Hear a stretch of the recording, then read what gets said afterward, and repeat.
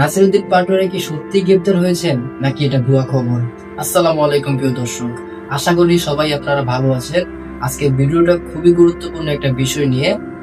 গত কয়েকদিন ধরে সোশ্যাল মিডিয়ায় একটি ভিডিও খুব ভাইরাল হচ্ছে। ভিডিওতে দেখা যাচ্ছে নাসিরউদ্দিন পাটোয়ারিকে সেনাবাহিনী গ্রেপ্তার করেছে। এই ভিডিও দেখে অনেক মানুষ অবাক হয়েছে, অনেক মানুষ চিন্তিত হয়েছে, আবার অনেকেই ভাবছেন আসলে কি সত্যি তাকে গ্রেপ্তার করা হয়েছে নাকি এটা একটা ভুয়া খবর। আজকের এই ভিডিওতে আমরা বিষয়টা খুব সহজভাবে বোঝার চেষ্টা করব। প্রিয় দর্শক, আজকের যুগটা হচ্ছে সোশ্যাল মিডিয়ার যুগ। এখন একটা খবর ছড়াতে টিভি লাগে না, পত্রিকা লাগে না, শুধু একটা মোবাইল ফোন আর একটা ফেসবুক পোস্টই যথেষ্ট। একজন মানুষ একটা ভিডিও বানালো আর কয়েক মিনিটের ভিতরে সেটা লাখো লাখো মানুষের কাছে পৌঁছে যায়।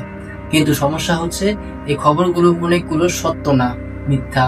অনেক সময় মানুষ পুরনো ভিডিও নতুন করে ছড়ায় ভিউ কমানোর জন্য, আবার অনেক সময় ভিডিওতে এডিট করে অন্যভাবে দেখানো হয়, যার কারণে মানুষ বিভ্রান্তি হয়ে যায়। আসলে এটা কি সত্য না মিথ্যা? এখন আসি মূল বিষয়টাতে। সোশ্যাল মিডিয়াতে যে ভিডিওটি ভাইরাল হয়েছে সেখানে বলা হচ্ছে নাসিরউদ্দিন পাটোয়ারিকে সেনাবাহিনী গ্রেপ্তার করেছে। কিন্তু বিভিন্ন সূত্র অনুযায়ী জানা যাচ্ছে এই ভিডিওটি পুরনো ভিডিও হতে পারে অথবা অন্য কোনো ঘটনার ভিডিও। অর্থাৎ এখন পর্যন্ত নিশ্চিত কোনো তথ্য নেই যে তাকে সত্যি গ্রেপ্তার করা হয়েছে।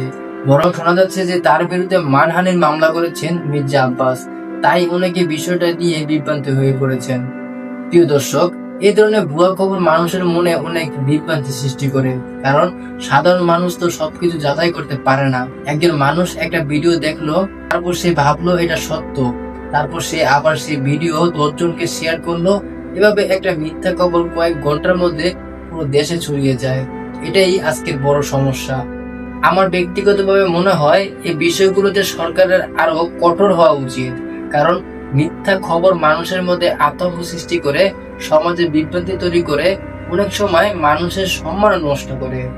তাই যদি কেউ ইচ্ছে করে ভুয়া খবর ছড়ায় তাহলে তার বিরুদ্ধে কঠিনতম ব্যবস্থা নেওয়া হোক।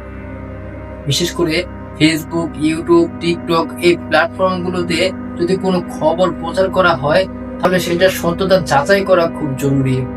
শুধু সরকার না, আমাদেরও দায়িত্ব আছে। আমরা যদি কোনো ভিডিও দেখি তাহলে সেটা যাচাই না করে শেয়ার করা উচিত না। নিজেকে প্রশ্ন করতে হবে এই খবরটা কোথা থেকে এসেছে, কোনো বড় নিউজ মিডিয়া কি এটা বলেছে নাকি শুধু ফেসবুক ছড়াচ্ছে। যদি নিশ্চিত না হন তাহলে এই ভিডিও শেয়ার না করাই ভালো, কারণ আমরা নিজেরা না বুঝেও ভুয়া খবর ছড়ানোর অংশ হয়ে যেতে পারে। প্রিয় দর্শক, আমাদের সমাজে এখন সবচেয়ে বড় সমস্যাগুলোর একটি হলো ভুয়া খবর।